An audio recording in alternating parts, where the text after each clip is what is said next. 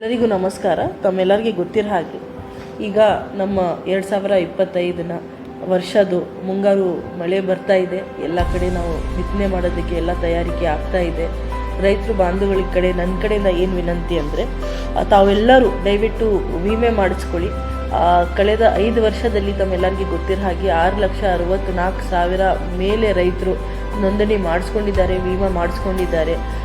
700 ಕೋಟಿಗಿಂತ ಜಾಸ್ತಿ ಈಗಾಗಲೇ ಹಣವನ್ನು ಅವ್ರಿಗೆ ಬಂದಿದೆ.